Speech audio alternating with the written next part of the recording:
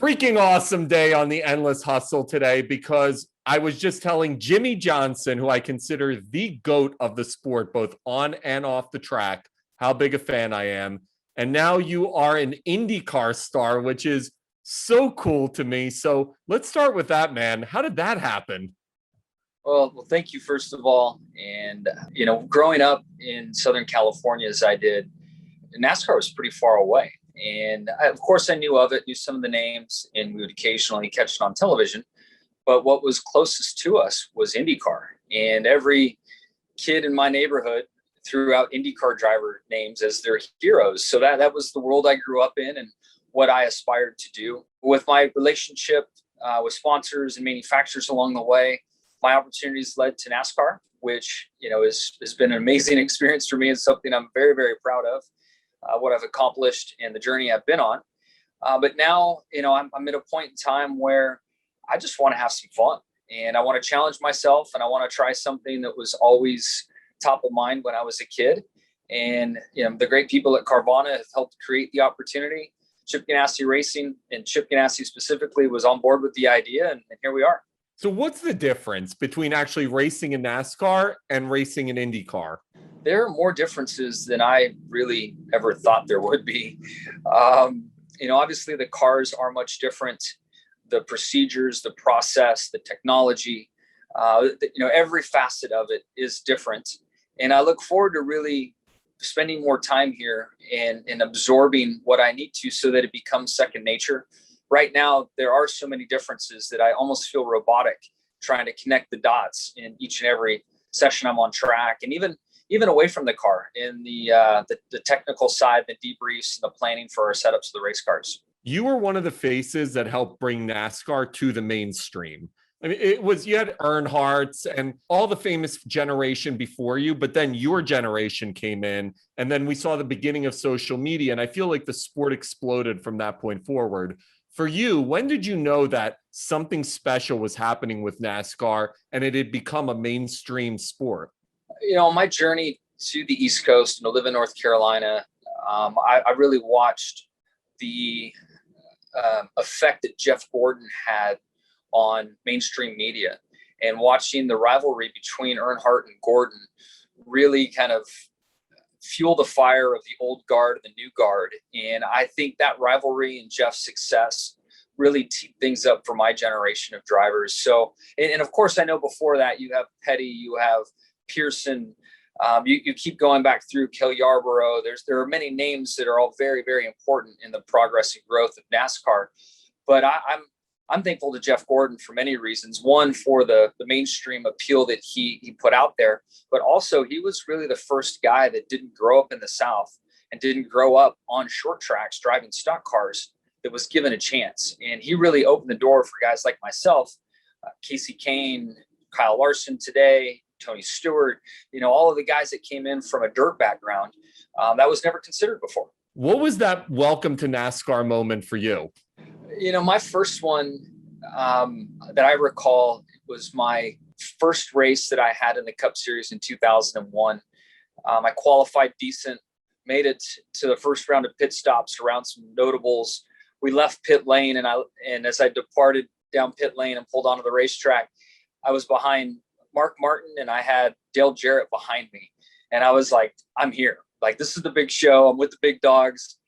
I've been in this position before, like on a video game playing, thinking it was cool. And this is not a video game. This is real life. I'm in that moment. How do those guys react to the young bucks when you guys are really making the name for yourself? How is the transference of power at that point? I've always had the approach that, there's a lot of respect that's owed to the veterans in any environment, in any sport or life or whatever it might be.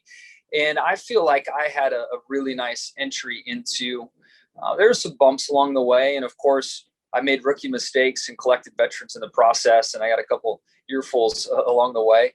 But, I'm one that would rather have friends and be respectful than take the other pathways. So, it wasn't too rough on me coming up through the ranks. All right. So you make the transition to Indy, you get in that car, and you'd already talked about the differences.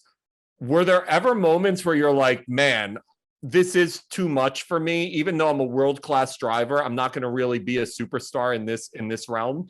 No, I mean, that's not what this is about for me. Of course, I'm competitive. Of course, I want to win races. Of course, I want to win a championship. But, I've really simplified this in the fact that I have zero experience. I've had 10 days in an IndyCar ever in my life.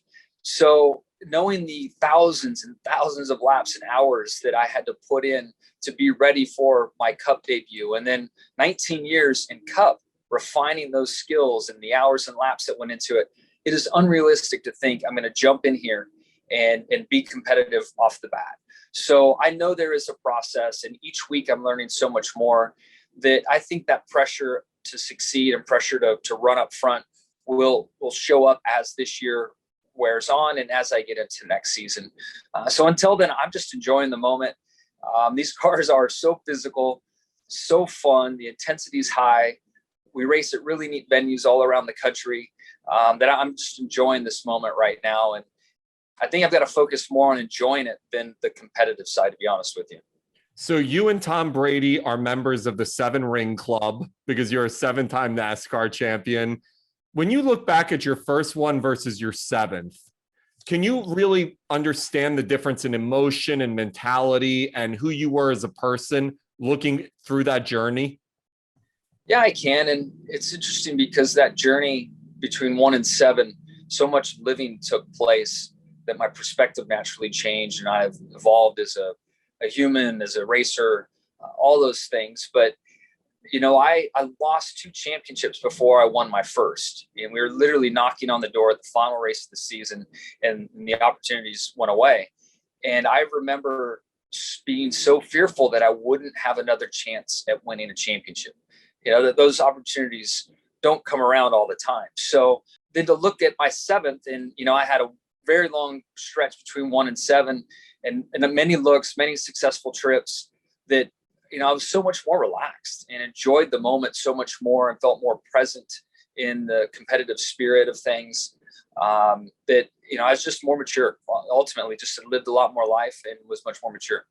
It's funny you say that because I remember reading an interview with Michael Jordan where at the end of his career, he felt like everything began to move in slow motion. And it was kind of that smell the roses moment. Is that what you were experiencing? Could you smell the air differently? The tires smelled differently? Did it all change for you as you were on your way out? It certainly changed over the years. I ran a few more years after winning the 7th. And it was funny, when I knew that I was going to hang it up, I started to cherish every second way more than I had in the past. The schedule is such that you have very little time to reflect on what you've done because you've got to get ready for the next race. And in those final years, especially after winning my 7th, I did slow things down. The last 2 years slowed it down even more. The last year with COVID and the implications of that really helped me savor each moment. And then honestly, I do feel like there were some moments that were supposed to happen that didn't, because fans weren't in the stands and we weren't at tracks for 3 days like we typically would be.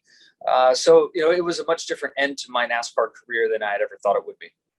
I saw a recent interview and it was someone talking about, it might've been Kobe Bryant actually, talking about in his final game how he scored 60 and his younger kids didn't really get to experience Kobe at peak Kobe and really didn't understand his definition of greatness and what he had become.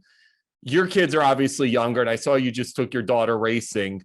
Do they know and understand how good you are and were and the career you had? Do they have any perspective that you are arguably the GOAT of a sport? I don't think they really do. I mean, my oldest is 10. So, she was 6 when I won my last championship, somewhere in that ballpark. So it's hard to say that they really get it. And they just know me as dad, which is all I'm really after anyhow. But they are surprised about the notoriety that comes with being at a racetrack and who I am. My youngest, I don't think that she really remembers much from those early days being at track. So I see a little bit of surprise in their eyes when those moments happen at track. And I'm so thankful I've had the success that I did, but I do wish they were a little older, or this all happened a little later in life where we could have enjoyed it a bit more as a family. Few people will ever understand what people like you and Brady and Jordan, when you guys have had the success you've had, what it's actually like to be at the top of something that you spend your whole life training for such an extended period of time. For you, is there a sense where you begin to move away from, I want to win, to there's a legacy now and I understand the legacy I want to mold? Is there a moment of transition for you in that respect? There was, part of it came with the job to maintain the run that we were on. We were able to win 5 in a row. And when you do that to the competitors, they're doing everything they can to one up you and outdo you and be better than you. So I felt like some of it was just needed to stay on top. And, I feel like many know me for my work ethic and the hours I put in, the time I put in, the detail that I followed. And as it's turned out, that seems to be a big part of my legacy and the way people remember me, especially inside the garage area. So it wasn't such a calculated effort. It was really required to stay on top. You've done such an incredible job of branding yourself off the course. Probably you, Earnhardt Jr., and there might be one or two that are probably the leaders in terms of creating a brand. When did that become a focus? Was it a focus of, I want to be a businessman outside of just a race car driver? Honestly, it's a big part of motorsport, and especially here in the US, where sponsorship dollars are king. And it's an easy thing to say, yes, I need to brand myself. But if it's not an authentic fit, then it's not believable. The fans aren't into it. The sponsor certainly is not going to be into it. And it doesn't work. So it's kind of a chicken or egg situation where I've been very fortunate to create a brand, but I've also been very fortunate to work with these amazing corporations that we've had a common interest in likeness and understanding. Also, I've driven for a team in Hendrick Motorsports through all those years that got it as well and was a great fit. So you can't have one without the other. And honestly, I believe, my time in the 48 car at Hendrick and just having 2 primary sponsors through my entire career created this great branding opportunity for me. I want to talk to you about nutrition and fitness, because I talk to a lot of athletes and I always hear different techniques, different diets, different workout regimens on how they become elite at what they do. For you, what was the nutrition and diet regimen that you implemented to stay in shape and stay at the top of your game? I've had a great curiosity in how to fuel my body and what really works. I've also found it very hard through my life to be as lean as I would want to be. And I'm not sure I ever will be. I just don't have that body composition and definition that I would like to have. But one big eye opener for me in the journey was when I got into triathlon, was just how important the meal after a training, run, ride, swim, or a big event, how important that first 30 minutes was and how wrong I had been doing it.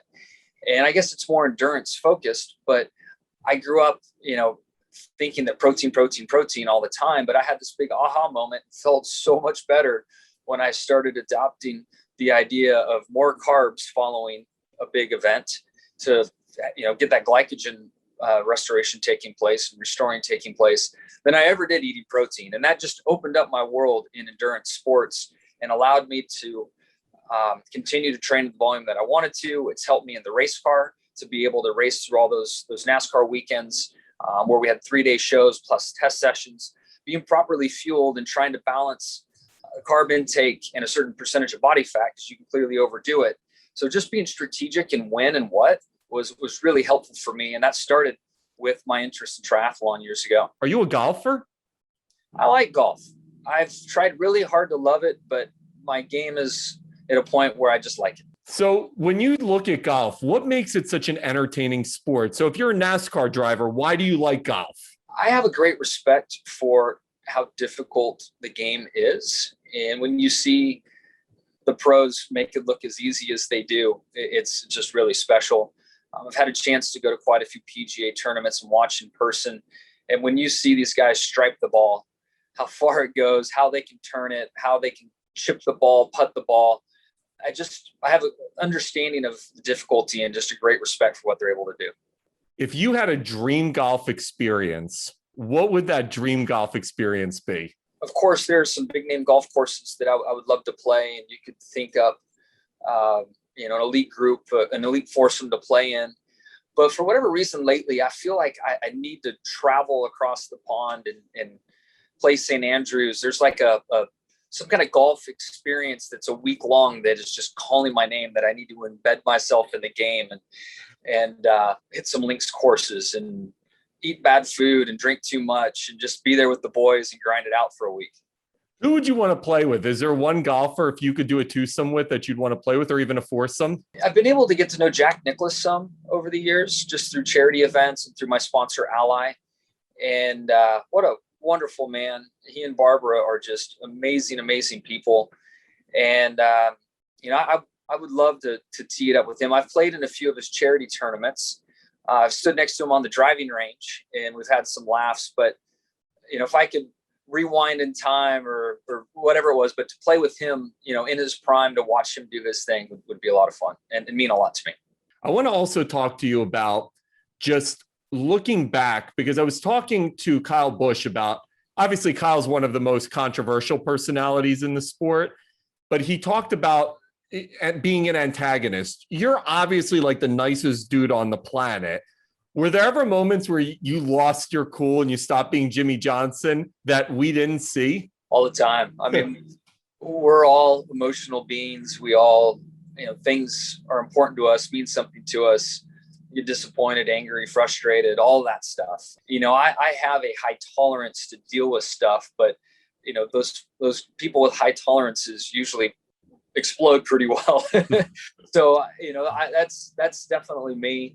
But I take a little different approach to things. I think ultimately you need to be true to yourself, because the minute you start trying to be something you're not, you're just not going to perform. If you're not an antagonist and you're trying to be someone that you're not, it's not going to serve you well.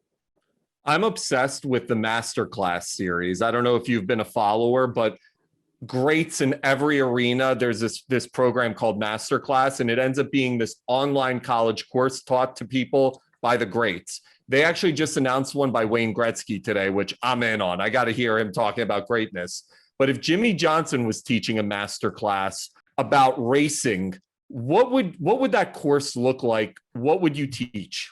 Well, I think there are a lot of pieces to being a good race car driver. And, for many that watch and tune in occasionally, you think of the bravery, first of all.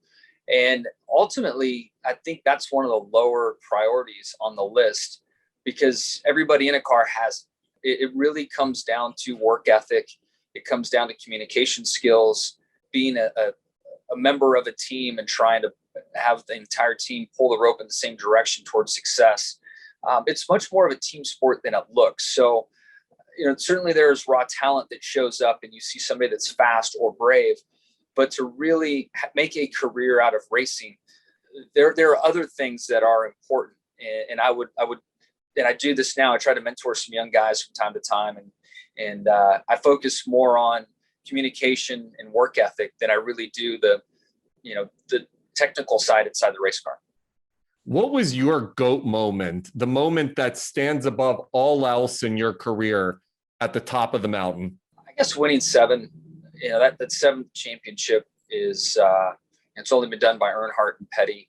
And the way it happened that night, I only led like 1 or 2 laps, and they were the last 2 laps. So it was, it was a come from behind victory, and to pull that off and tie those greats meant a lot to me. How about movies? What are some of your favorite racing movies? Like, are you a Talladega Nights fan, Days of Thunder? What are some of the ones that you really love? Yeah, those 2 are great. Clearly far different storylines and humor involved. I remember being a kid and loving the movie Six Pack. But I would say, on a serious note, if people have not seen the movie Senna, you need to watch it, even if you're not a Formula One fan. The human story, the way it's told, the access that the cameras had, it is an amazing documentary. Have any of the stars from any of these movies, like Will Ferrell or Sacha Baron Cohen, do you get reach outs from them once they get to experience either NASCAR or racing culture? Do they either meet you or see you or reach out to you and just form a kinship? More just kind of glad handing. I mean, I've had a chance to meet them both. I did talk to Will a little bit prior to the filming of Talladega Nights. He was just trying to learn more about the sport. And what was interesting is our conversation was much more serious than the movie ever was. So when I saw the movie, I was like, God, there's nothing serious about this at all. And we talked in great detail about the serious nature of it, and teams and crew chiefs and all this other stuff. So, and he's actually been to a few races over the years, which has been nice to see him. That's got to be hilarious. You're like meeting Will Ferrell, talking to him, and you're like, where's the funny Will Ferrell? What's happening here?